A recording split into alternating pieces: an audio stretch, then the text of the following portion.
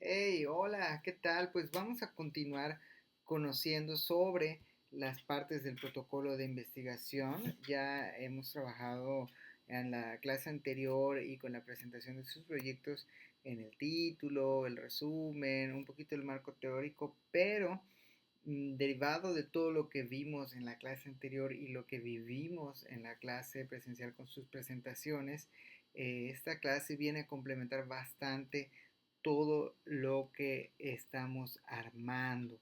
Y es que hoy vamos a tener una clase pues diferente porque vamos a participar ambos ponentes en la misma clase. Estamos en el set de grabación en dos sets. Ahorita van a ver cómo vamos a cambiar de set. No es cierto, estoy jugando. Pero bueno, sí, vamos a participar los dos, porque la experiencia de la doctora Shilia va a complementar mucho un tema que ahorita van a ver. No quiero spoilearles nada. Vamos a avanzar. Venga. Generalmente después de nuestro marco teórico, eh, se, se sigue con el planteamiento del problema. El planteamiento del problema es el propósito fundamental. Aquí es en donde uno tiene que explicar por qué es necesario realizar tu estudio.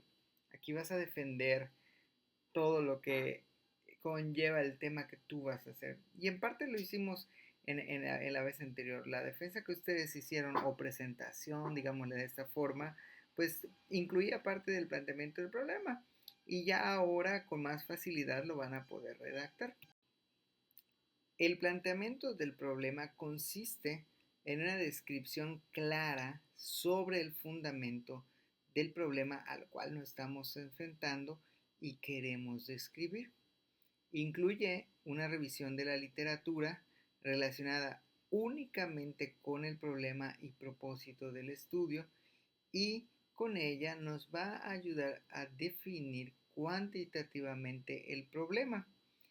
En esta parte del planteamiento del problema se sugiere que concentremos la epidemiología del problema que queremos estudiar, además de que de una forma breve debe describir la metodología y los resultados que sustenten el propósito de este estudio con base en información previa de investigaciones que ya se han hecho relacionadas con el tema que queremos investigar. Principalmente debe de esclarecer dos cuestionamientos importantes. Uno, ¿qué es lo que yo realmente sé del tema? Y dos, ¿qué es lo que yo realmente necesito aprender de este tema? En pocas palabras, el planteamiento del problema nos va a ayudar a que los lectores y o revisores de nuestro proyecto de investigación se interesen en el problema. Establece credibilidad en la propuesta que estás planteando y demuestra que tú eres un experto en el tema. De ahí la importancia de hacer un buen planteamiento del problema. Y una vez nosotros hayamos planteado bien el problema, normalmente se aterriza o se culmina el planteamiento del problema con una pregunta de investigación. Después de hacer de escribir toda la epidemiología y cuál es el estado actual del arte, del tema que nosotros queremos investigar, pues vamos a decir o a describir lo que nosotros queremos conocer o lo que no sabemos. Primero que nada, se debe de afinar y estructurar más formalmente la idea. Y esto se logra, ¿sí?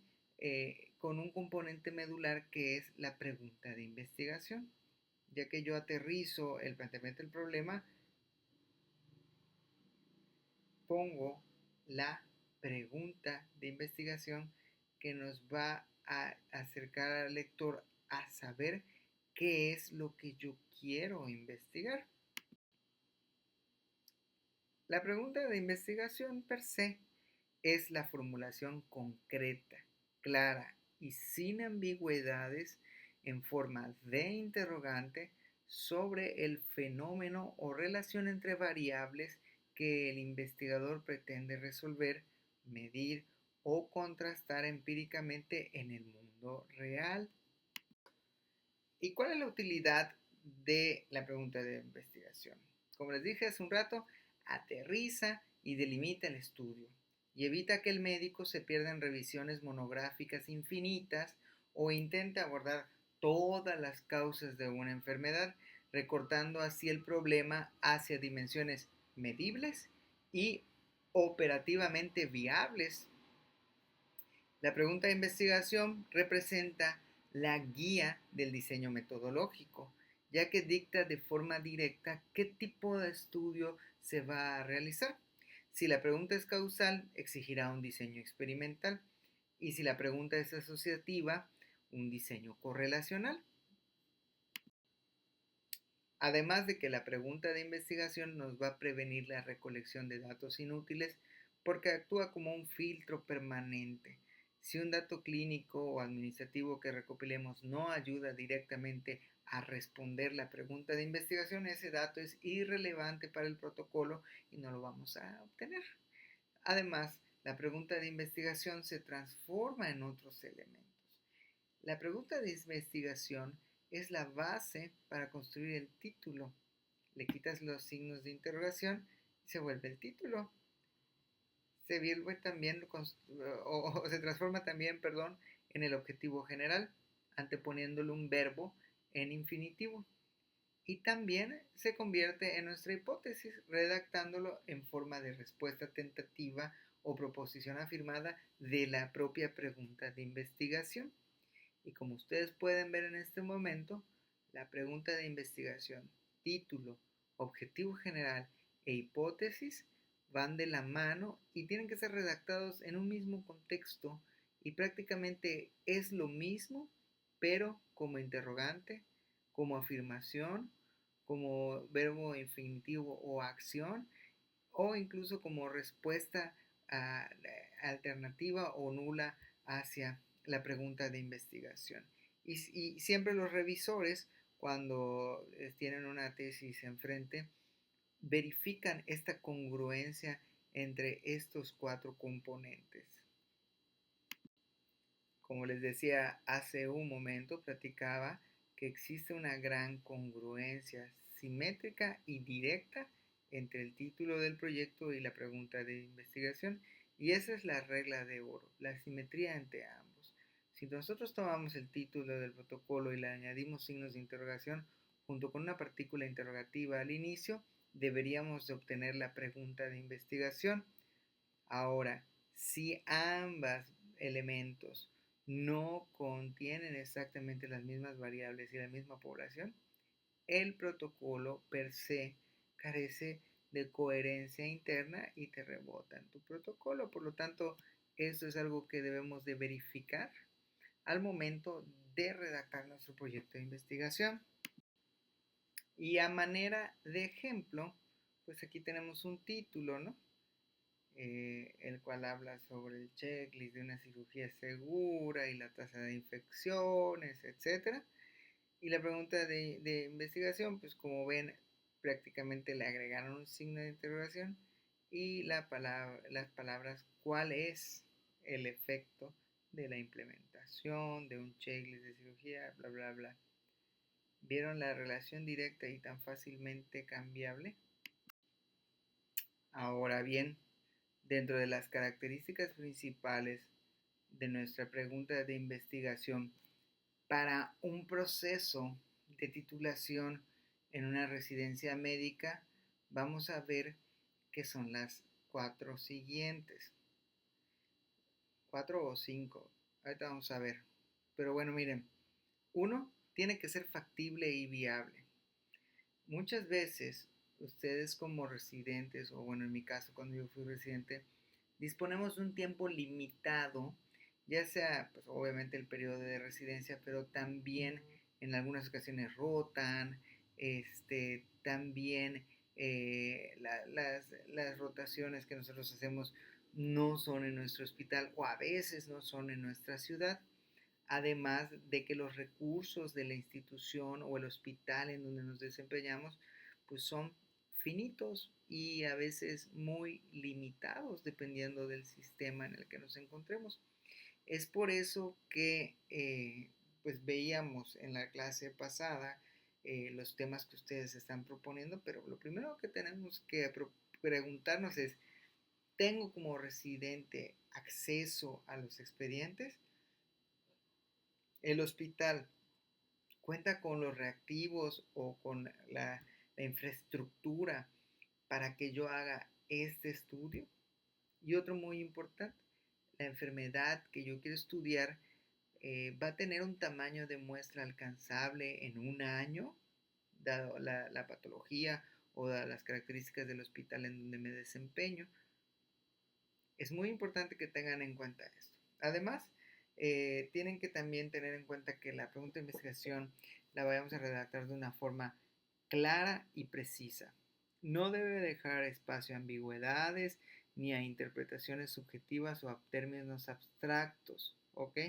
Ya que de esto va a depender el éxito de nuestro proyecto de investigación y que lo culminemos en tiempo y forma. Aquí, por ejemplo, tenemos un ejemplo incorrecto. Dice, ¿cómo influye el cansancio en la atención de los pacientes? Primero que nada, ¿qué es cansancio, no? ¿Y qué tipo de atención estamos hablando?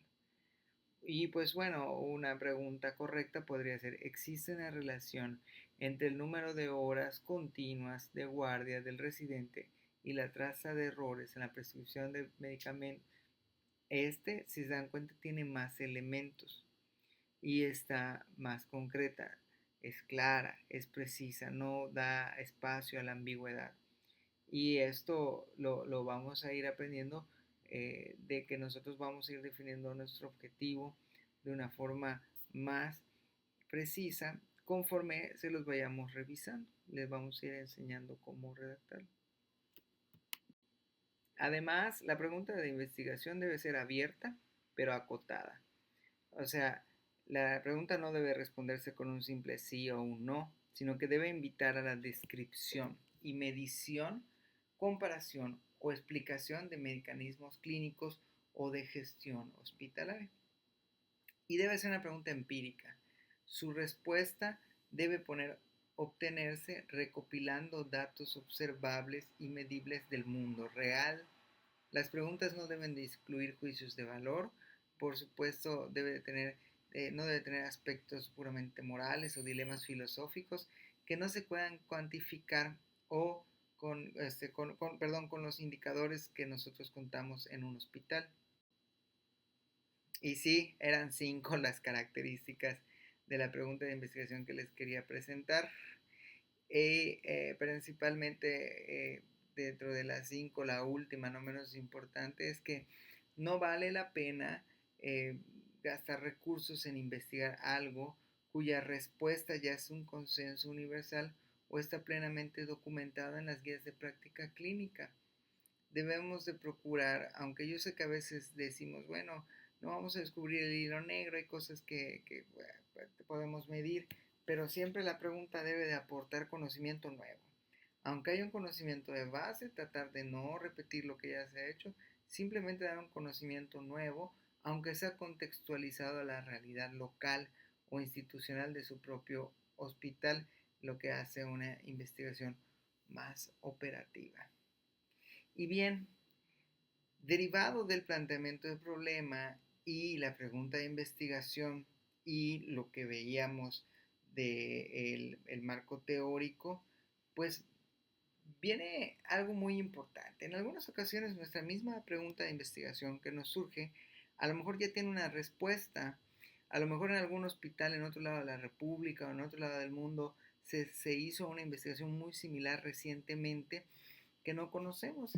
Y es por eso que nosotros, con base en ello, debemos de realizar un proceso de búsqueda y recuperación de información actual que nos sirva para poder tener un planteamiento del problema sólido, una pregunta de investigación que realmente no tenga respuesta con bibliografía actual reconocida y por supuesto que nos brinde un marco teórico sólido que nos ayude a justificar todo lo que nosotros queremos realizar.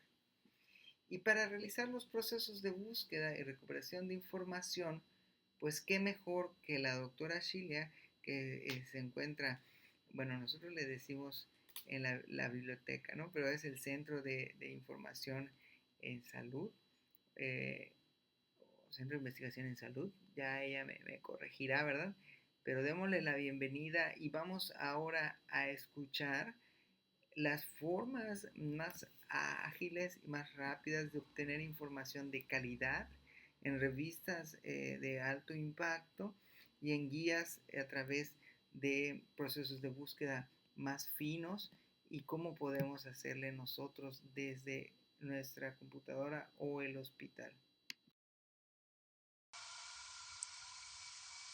Hola, intervengo aquí para presentarles la siguiente sección que tiene que ver con el proceso de búsqueda y recuperación de información.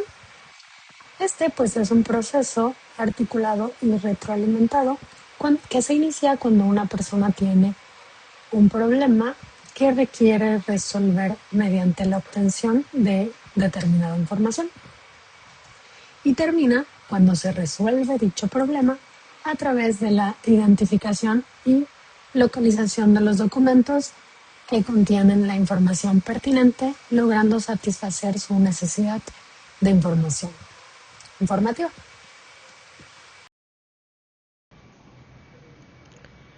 Dicho proceso consta de 3 etapas.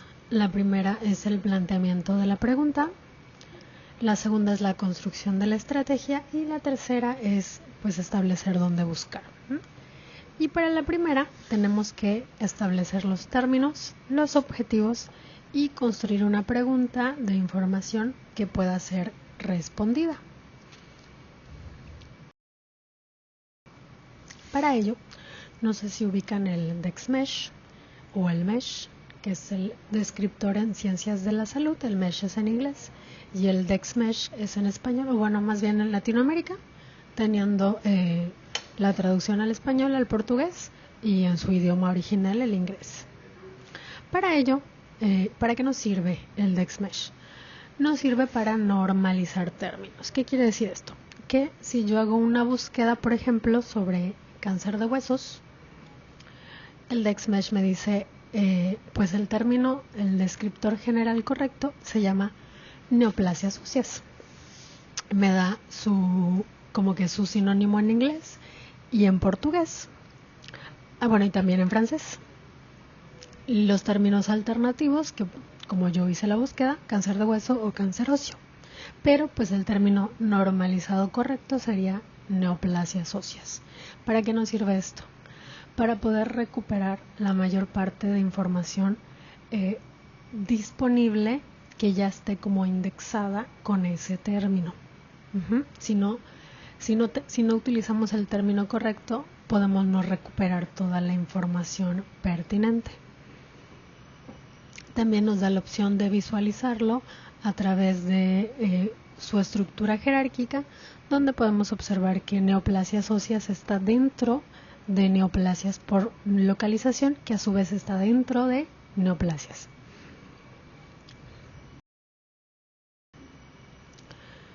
Ok, otra función que tiene el DexMesh es el DexFinder.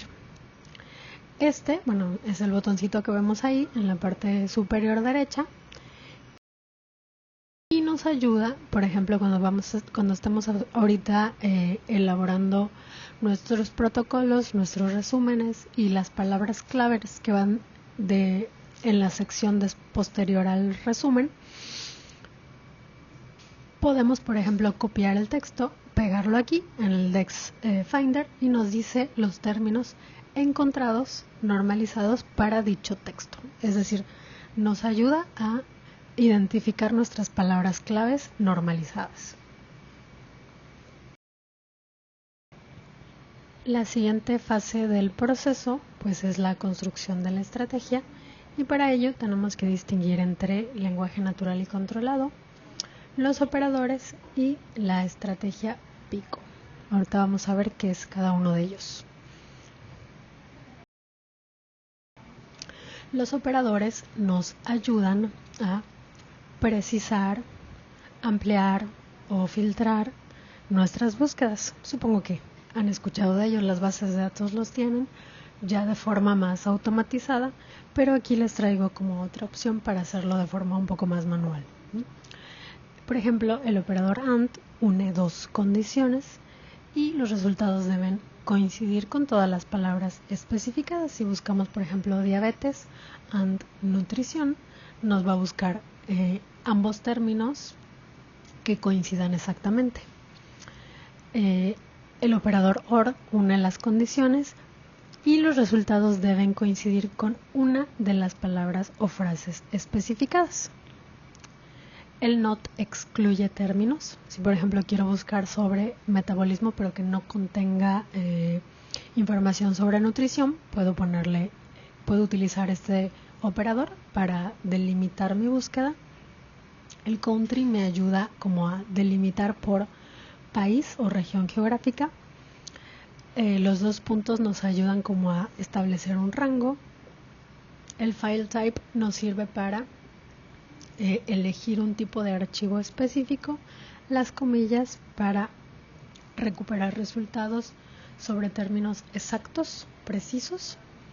Truncamiento pues nos ayuda como a ampliar las búsquedas. Por ejemplo aquí si yo quiero buscar información sobre hierro, puedo utilizar el operador de truncamiento, que puede ser un signo de pregunta o un signo de pesos dependiendo de la base de datos, y me va a recuperar información sobre fierro, hierro y otros términos que terminan en hierro.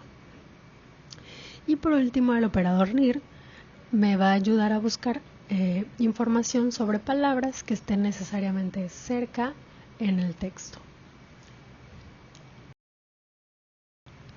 Vamos a ver un ejemplo. Si yo busco aquí desde Google Académico diabetes mellitus tipo 2, puedo observar que me aparecen cerca de 1.290.000 resultados. ¿Qué quiere decir esto? Que nunca voy a terminar de poder revisar todo esto. Por lo tanto, para ello me sirven los operadores. En este caso,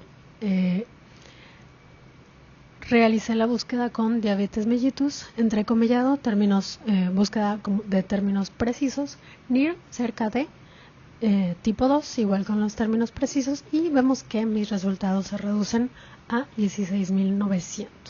Bastante, ¿no? Pero además, si yo le pongo que quiero que me recupere en archivos o file type 2.pdf, todavía se reduce mucho más, a 4.160.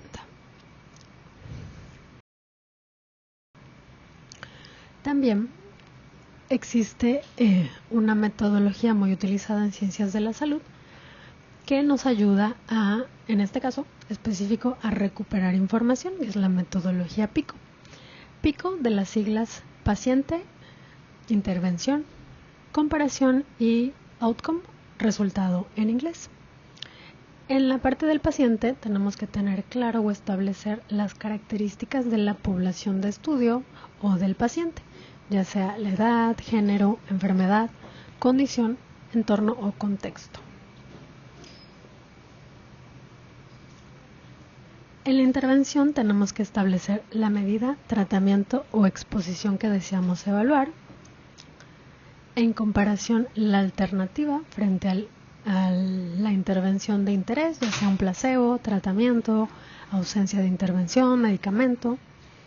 Y en el resultado, pues los efectos o desenlaces que esperamos medir, evaluar y obtener.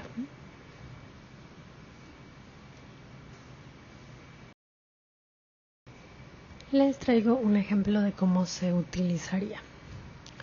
Para la P podríamos preguntarnos qué individuo o grupo nos interesa estudiar.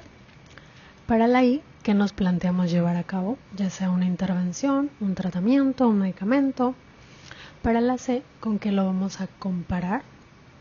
Y para la O, ¿qué resultado, outcome, esperamos obtener? Ok, y con base en todo esto, planteamos nuestra pregunta clínica. En adultos mayores hospitalizados con delirium, el uso de antipsicóticos atípicos serían nuestros pacientes, comparado con el haloperidol, la intervención, medicamento, reduce la duración del delirium y mejora la recuperación funcional, la comparación y el resultado que esperamos obtener. Para ello existen también ya bases de datos que traen integradas esta metodología, como en este caso la base TRIP Medical Database, que si vemos acá tiene la opción Pico, donde ya nos da cada uno de los elementos y nosotros pues nada más con base en la pregunta que ya desarrollamos los vamos incorporando en cada uno de los campos. Hacemos la búsqueda y obtenemos 29 resultados, ya como muy específicos, relacionados con todos los criterios que nosotros establecimos en un principio para reducir la cantidad de información que vamos a revisar y analizar. Algunas variantes de la metodología PICO son PICOT, que le añade tiempo, y Spider, que es una alternativa más para estudios cualitativos y mixtos.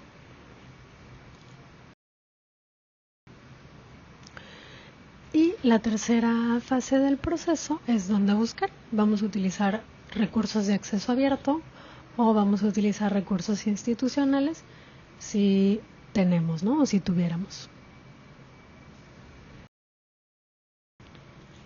Bien, vamos a entrar primero a los recursos de acceso abierto. El ya bien conocido Google Académico, que seguramente todos ya conocen, pues es un buscador que nos permite localizar documentos de carácter académico, como artículos, tesis, libros. Si vamos a hacer una búsqueda, sobre todo para nuestra tesis, protocolo, preferible utilizar Google Académico que el Google normal, ¿no? Porque ya nos hace un filtro de toda esta información de anuncios, publicidad, divulgación, que no nos sirve para nuestras tesis, protocolos. Otro ejemplo que les traigo es PubMed, que también seguramente ya conocen. Este pues es un motor de búsqueda que nos permite consultar principal y mayoritariamente la base de datos de Medline, aunque también tiene una variedad de revistas de alta calidad. Pertenece a la Biblioteca Nacional de Medicina de los Estados Unidos y tiene mucha información de acceso abierto. Algunos son con costo, pero tiene mucha información que también es de acceso abierto. Otro ejemplo que les traigo es, que ya les había mostrado, Trip Medical Database, que este es un metabuscador y realiza búsquedas en sinopsis de información basada en evidencia, ¿no? En bases de datos, revisiones sistemáticas, guías de práctica clínica, páginas de preguntas clínicas y respuestas. Muy interesante también. Otro ejemplo pues es Epistemónicos. Esta es una base de datos colaborativa multilingüe de evidencia en salud y es dicen ellos, que la mayor fuente de revisiones sistemáticas relevantes para la toma de decisiones en salud. De acceso fácil, rápido y confiable. Acá también les traigo InBiomed, que este es un índice virtual de publicaciones médicas y científicas de amplia cobertura en Latinoamérica y España, para que también le den una revisada ahorita que van a empezar con sus marcos teóricos.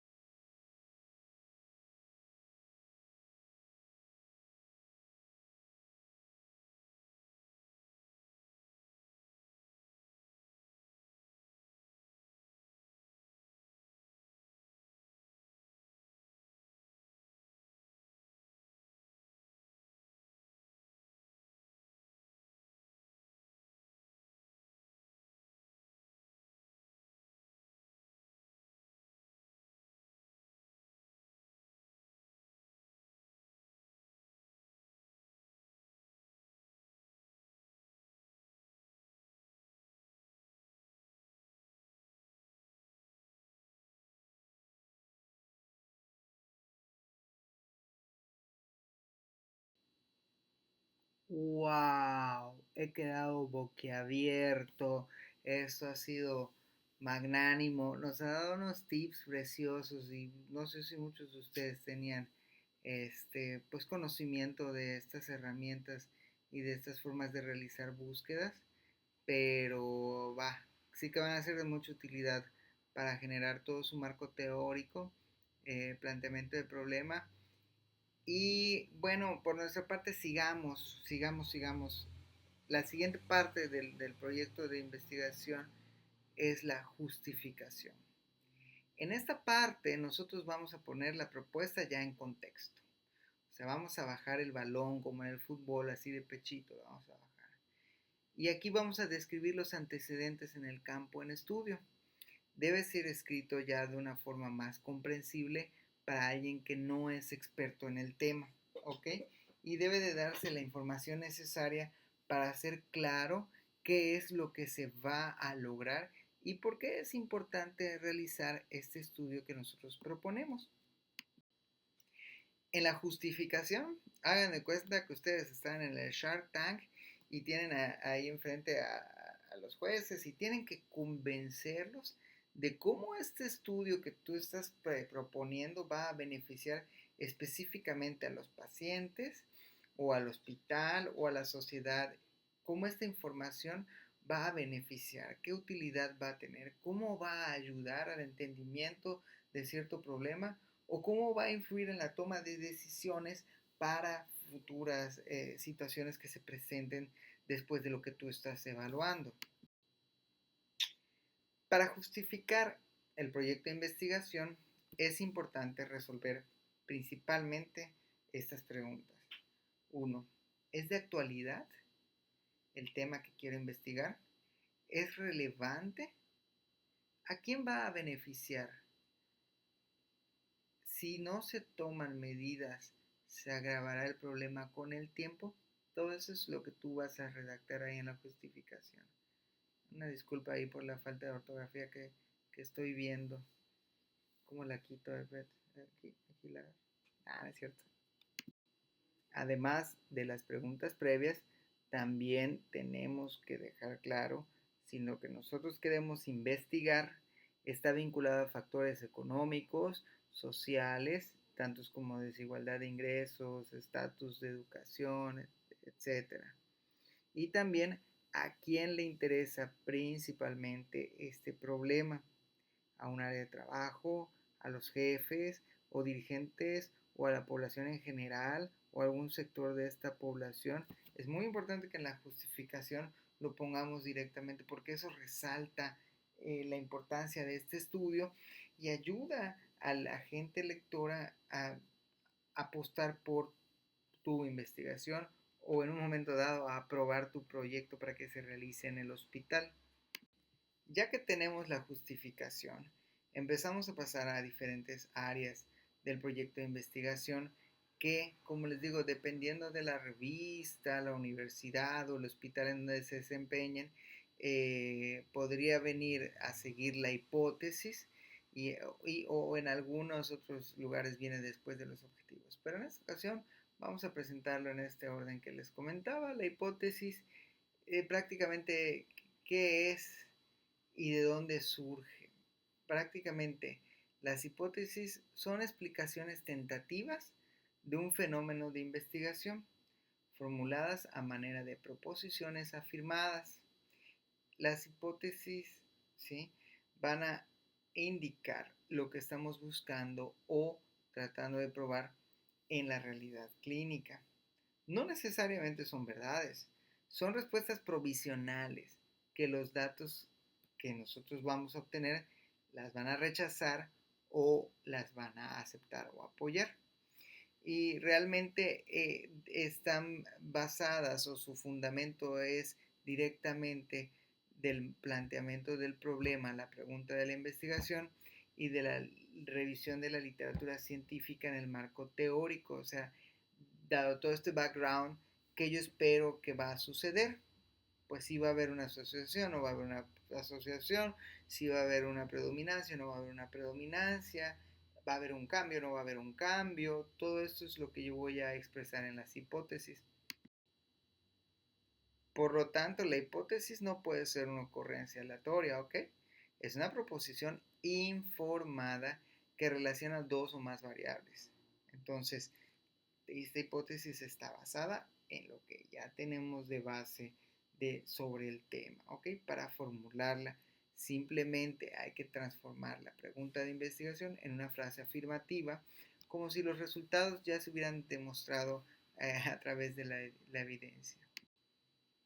Van a encontrarse que dependiendo de la universidad o la revista, te pueden pedir que tú plantees una hipótesis de investigación contra una hipótesis nula. Realmente la utilidad de la hipótesis nula va sobre el análisis estadístico, ¿ok? Y esto realmente, pues matemáticamente hablando, es de mucha utilidad y vamos a ir viendo, sobre todo cuando querramos nosotros eh, calcular el valor de P, eh, nosotros la hipótesis nula la vamos a poder utilizar de forma muy, muy matemáticamente hablando. Pero como les decía, realmente depende de la universidad que te pidan una hipótesis nula. Prácticamente al momento de redactar lo que representa es el reverso directo de la investigación. Sirve exclusivamente para refutar, negar o contradecir lo que dijimos en la hipótesis de la investigación o hipótesis alterna. ¿Ok? Bueno, ya hace un rato me refería a la hipótesis de investigación, perdón, no a la alterna, porque existe un tercer tipo de hipótesis que propiamente dicho es la hipótesis alterna.